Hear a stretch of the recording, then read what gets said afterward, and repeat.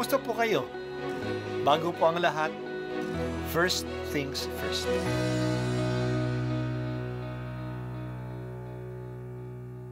Good morning po.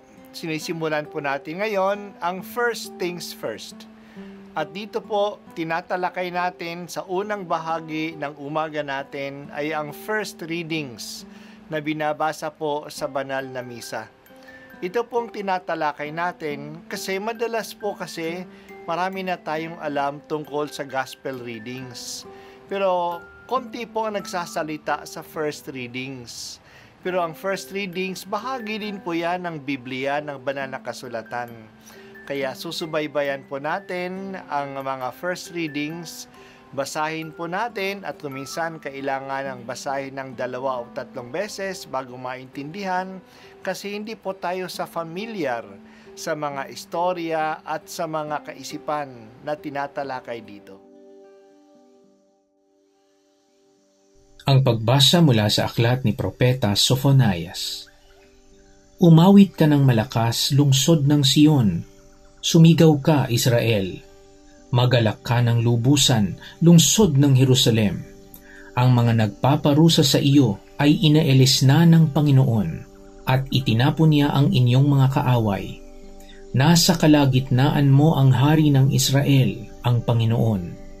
Wala ng kasawiang dapat pang katakutan. Sa araw na yaon ay sasabihin sa Jerusalem, huwag kang matakot, Sion. Huwag manghina ang iyong loob. Nasa piling mo ang Panginoong iyong Diyos. Parang bayaning nagtagumpay. Makikigalak siya sa iyong katuwaan. Babaguhin ka ng kanyang pag-ibig at siya'y masayang aawit sa laki ng kagalakan, gaya ng nagdiriwang sa pista. Ang salita ng Diyos. Salamat sa Diyos. Ang ikatlong linggo ng Adbyento ay tinatawag na Gaudete Sunday. Ang salitang Latin na Gaudete ay nangangahulugan ng magsaya kayo. Ang diwa ng Adbyento ay parang malungkot. Kaya nga ang kulay ng Adbyento ay lila o violet. Ito'y malungkot na kulay kasi wala pa ang ating inaasahan. Kaya tayo'y naghahanda para sa kanyang pagdating. Mahirap ang maghanda. Kaya tayo nagsisisi upang datnan tayong handa. Kaya tayo'y nagpepenitensya. Pero ang mga kahirapang ito ng Adbyento ay ang layunin ay maging masaya tayo. Kaya ang kulay ng ating linggo ngayong Gaudete Sunday ay rose o pink. Mas magaang kulay kaysa violet. Maganda ang ating inaantay.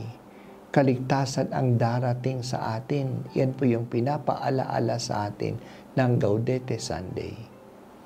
Ang diwang ito ng kagalakan ay ang ating naririnig sa ating pagbasa. Sumigaw ka, Israel. Maggalak ng lubusan, lungsod ng Sion. Natapos na ang pagpaparusa sa bayan ng Israel. Dumana sila ng kahirapan. Natalo sila ng kaaway. Binihag sila. Ang lahat na ito ay nangyari dahil sa kasalanan ng Israel at ng kanilang mga ninuno. Hindi sila sumunod sa Panginoon. Sumamba sila sa ibang mga Diyos. Pinagsamantala nila ang kanilang kapwa, ang mga mahihina.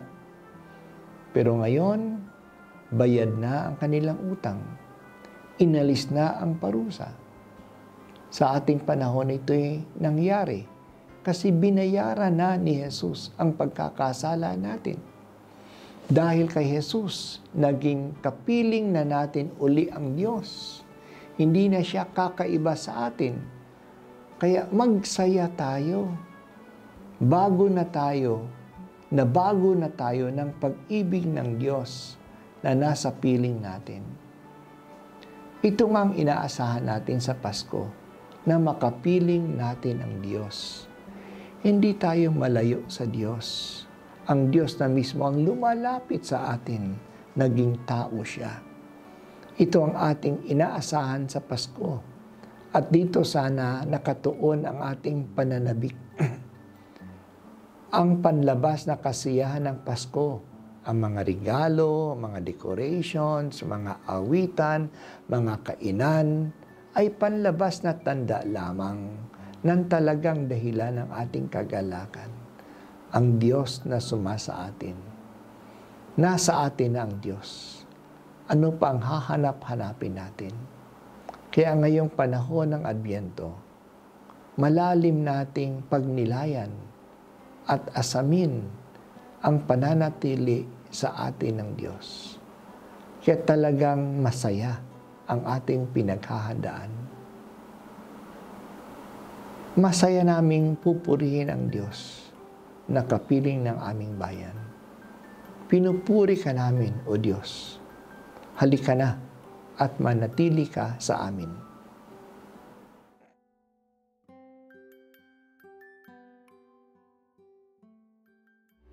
At ako po ay si Bishop Broderick Pabilio dito sa First Things First.